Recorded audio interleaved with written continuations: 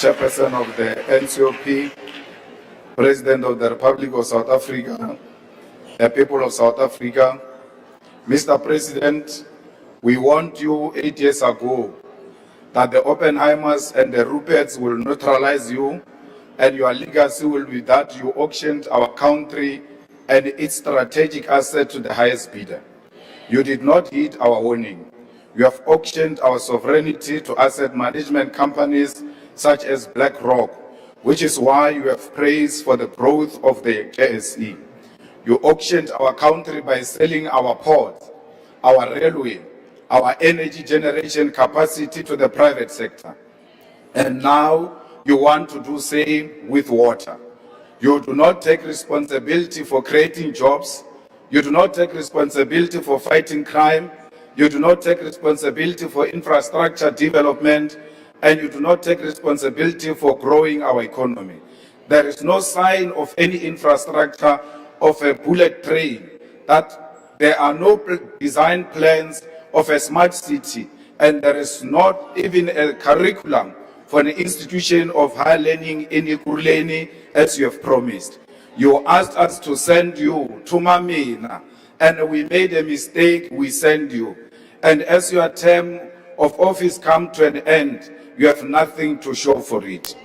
Under your term, crime is out of control, and your deployment of the army is the last resort. You are admitting that you have failed to fight crime. The people of Gauteng have been terrorized for too long by the so-called Zamazamas, and on the deployment of the army, we have no choice but to support you because you have destroyed law enforcement capacity. Our concern is that how do you deploy a military which have been crippled by austerity measures to fight crime? Because we know that our military is understrained and under-resourced and has been humiliated in war zones abroad. And how do you intend to ensure they can fight crime domestically? Additionally, we have warned you before that the army is combat trained and is not trained to enforce laws on civilians. The scale of crime in our country cannot be dealt with by the army alone, because crime is a national crisis and a social crisis. If you do not resolve the challenges of unemployment, the challenge of alcohol and substance abuse, and the high dropout rates of the youth from schools, then crime will be a permanent feature in our society. Crime in South Africa is organized through drug syndicate, protection fee rings, sex trafficking rings, and gangs. It has infiltrated all forms of government, and putting guns in the streets alone will not resolve this crisis. Mr. President, the rot in our criminal justice system begins with your political party, which has factionalized law enforcement and intelligence on the basis of who emerges in your conferences. The biggest syndicate is the political party you are leading, Mr. President. Mr. President, subjectively, this government has done nothing to grow this economy or to strengthen our currency. Let us take this opportunity to remind you of your own commitments. Last year on this same platform, you committed to grow the economy by 3% through infrastructure investment, structural reforms, and inclusive growth and employment. You no longer speak of this figure, and National Treasury itself predicts economic growth at 1.5% and will most likely reverse this projection down as the year progresses, because that is their tradition. You speak of the achievement of a budget surplus as a positive economic indicator, but it is more of an indication that you are implementing austerity and spending less on saving the needs of the country. Why will you be proud of a budget surplus in a country with massive unemployment, collapsing municipal infrastructure, and poverty, which is leading the death of children in the Eastern Cape?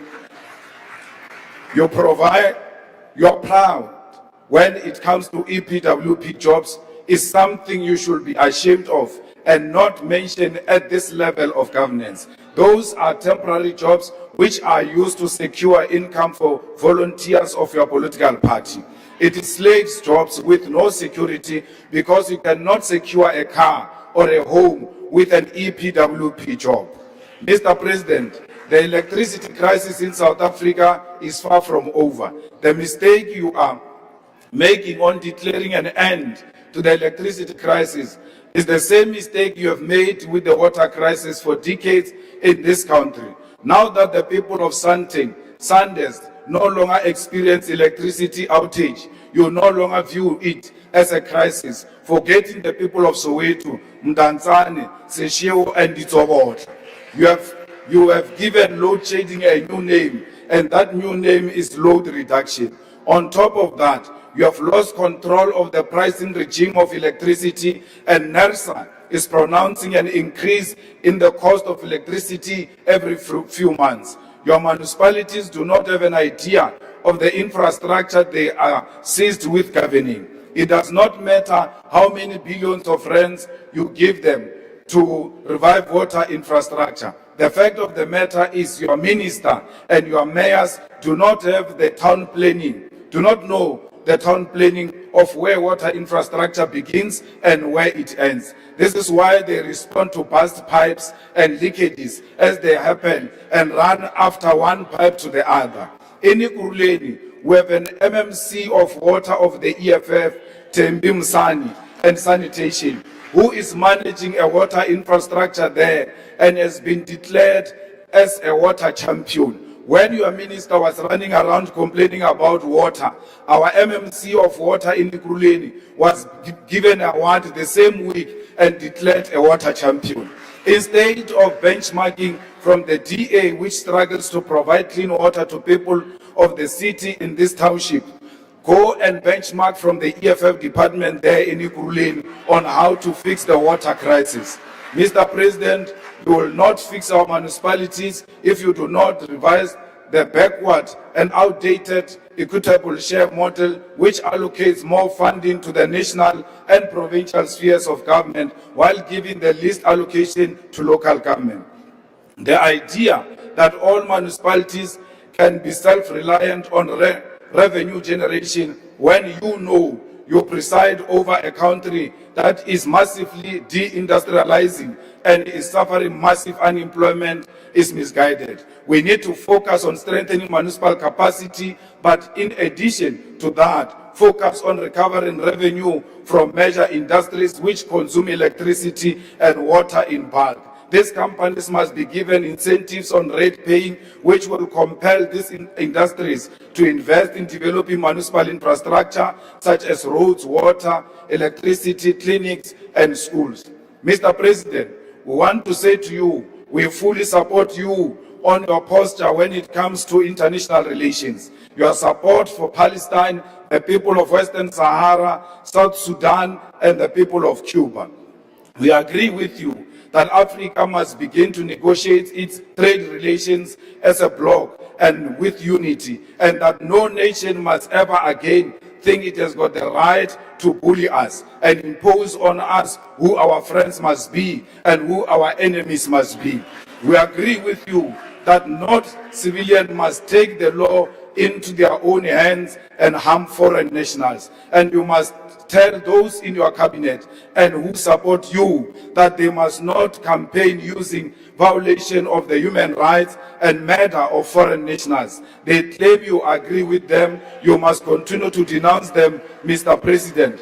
Others are killing people to perform rituals as we approach local government elections. They think by killing foreigners, they will win elections. They must ask their friends who came here with the name of killing foreigners. They did not win elections. Xenophobia will never win them elections. And some of them are found in your cabinet. You must remind them as you meet them on the corridors. Just say to them, xenophobia will not make you a president. I might have made you a minister. We call on you to exhibit your courage by closing the Israeli embassy, which is a resolution of this National Assembly. You have declared their representative as a persona non grata, and the skies did not fall. close their embassy and cut relations with this genocidal nation. The USA has sent a rampant racist as its diplomat in this country, and we must exercise our right to refuse cooperation with the individual whose sole intention is to dictate to us what our foreign policy must be. Mr. President, your Palapala scandal has rendered you ineffective in dealing with corruption and incompetence in your party and in your cabinet.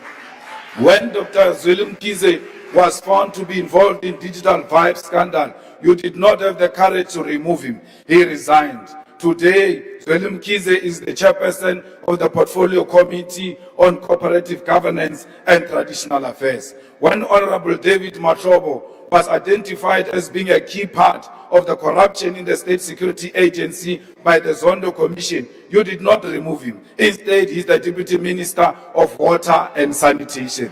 When Senzo Mtunu was exposed last year for having formed part of the infiltration of the South African Police Service and disbanding of the Political Killings Task Team, PKTT, on New Year's Eve, you did not remove him. You have retained Senzo Mtunu at the taxpayer's expense and called him your political burden to bear. Today, the people of this country do not have water.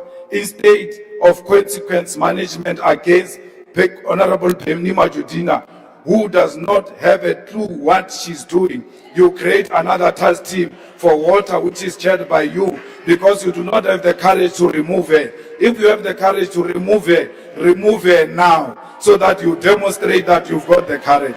You've got the premier.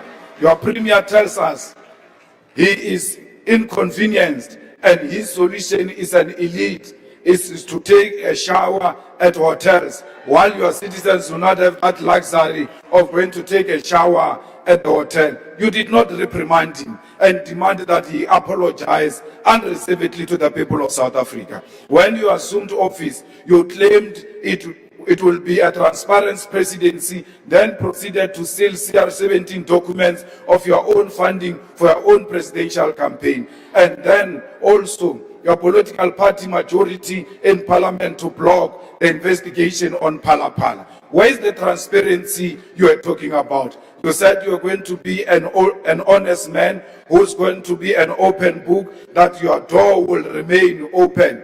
And today, your door will remain closed. You even put butler doors to make sure no one accesses you and the documents that are attributed to corruption. Let me reassure you, Mr. President, as long as the EFF is still alive and in this parliament, Palapala will never die. Thank you very much.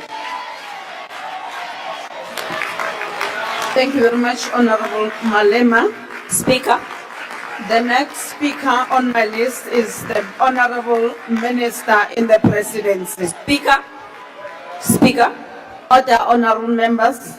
Speaker, it's not a point of order, it's a point of procedure. I just want to put it to the House that President Jacob Zuma is in the House together with Deputy Honorable President. member, I can't see who's speaking. I didn't give you permission to do that. Can you please follow the rules of the House? What are you rising on, honorable member? Speaker, I'm rising on a point of procedure to tell the House that President Jacob Zuma is in the House together with Deputy President Tony Ngeni. Can it be acknowledged? No, honorable member, please. Honorable members.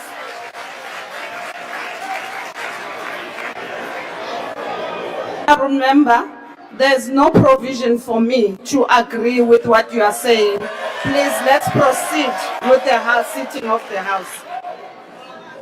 Over to you, Minister.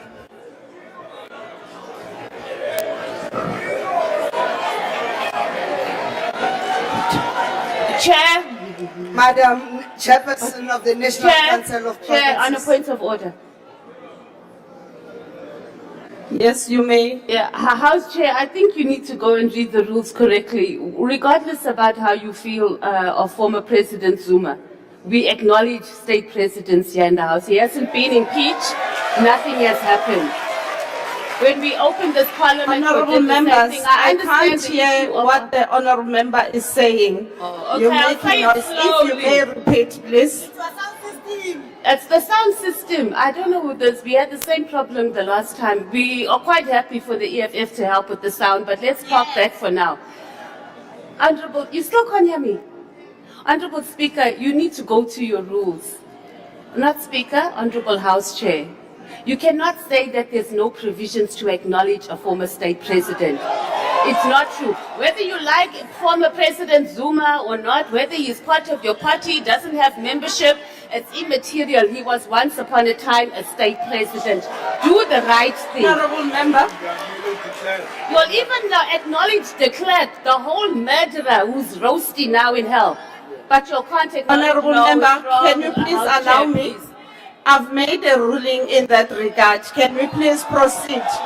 Which rules did you read? No. House Chair, which rule did you read to say that? Can you refer us to a rule that says you must not acknowledge a former state president? Can you please respect the ruling? Which rule? But you can't rule just out of your head, Honorable House Chair. Honorable Mates, can you You please? can't just go on a whim here. This is not ANC NEC meeting. We are in Parliament. There's our rules here and there's procedures. You have acknowledged a murderer. Point of order. Chairperson of the NOCPV. Chairperson, you see, already. These are my fans, so leave them. Let me start.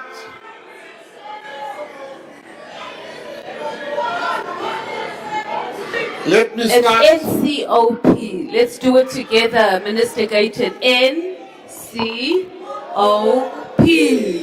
NC. Order, honorable Chairperson. members. Order, honorable Chairperson, members. can you respect- we allow the speaker on the podium to deliver his address? The watch mustn't go. I've got lots to say. Thank you, Chairperson. Let me start by thanking the people of George.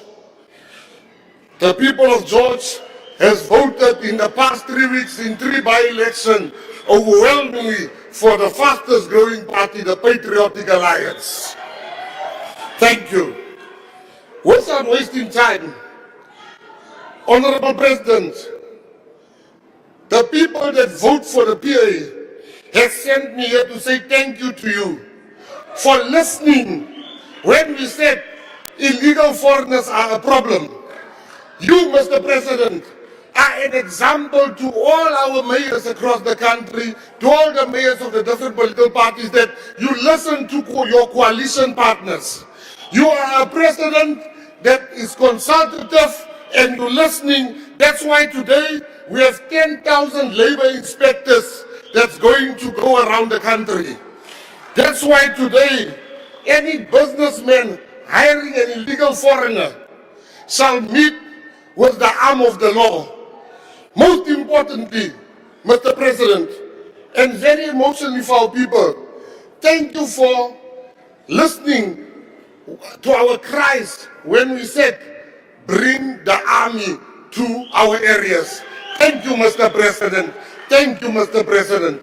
Mr. President, we would like you to add the Eastern Cape, because there more people die in the Eastern Cape than anywhere else. Mr. President, the GNU, these ones, they don't want the GNU. They don't want the DA, but they want the GNU. I can tell you we are very happy in the GNU. There's no space for you. We will see you in the next election maybe, but not now. Mr. President, there's a difference between reality and perception. The perception from our enemies is that the GNU is doing nothing. I stand here today to tell South Africa that indeed we have turned the corner. We had 10.5 million tourists flocking to our country. We had the highest matric pass rate ever in the government of national unity. The rand has stabilized and it is strong. Load shedding, Sputla, it's done, it's finished. There's no more load shedding. Now, I find it very ironic. Unlike Honorable Malema, they didn't mention my name, but he was talking about me. I'm going to mention your name. It is very ironic that you speak about the high crime rate while you have contributed yourself to that crime rate through your conviction. From now on, when you say bandit, you must specify which bandit are you talking about, me or him. You must specify, you must be very clear. He's a convicted criminal. He's a bandit. Mr. President, in March, Honorable Minister, can you please hold on? Honorable members, please let's not drown the speaker on the That thing is a fact. Please, honorable members, order. thank you, You thank may you. proceed, honorable. Order, Chairperson. Chairperson. Chairperson. Huh? Thank you, Chairperson. Chairperson, the person on the podium is the Minister of the Department of Sports, Arts and Culture. It is not a thing. My reservation I have is the reference made to the Minister as that thing. They need to withdraw, Chairperson. That's not a thing. That is the Minister of Sports, Arts and Culture and the President of the fastest growing party in South Africa. They need to withdraw. Honorable Minister, please proceed. In March, Honorable President, we have 54 of the world's top golfers coming to our shores. We have sold 75,000 tickets. South Africa is the premier destination for people that sees the GNU Yasebeta. Minister Mazodin, your only crime today, Kiko Apara red, because you look so beautiful in red. Now we must hear how incompetent you are. I Suga, you look very nice and you are working very hard. Don't listen to people that don't know what's happening in government. I am a minister, I'm sitting in cabinet. You are a government in forever waiting and waiting and waiting. In conclusion, I want to say the GNU does not work because of a particular party. The GNU is working because all parties are working very nicely together. GNU ya sebetsa, re a qhubeka, re a kopile, di raha di sale, rona re a tseba mo re yang teng. The GNU is the best. We must ask real economists, not pop economists. Real economists will tell you, we have turned the corner. Ons het die hoek gedraai, ridiculous corner. President, your tie is very nice. Thank you very much. Thank you, Minister. The next speaker on the list is Honorable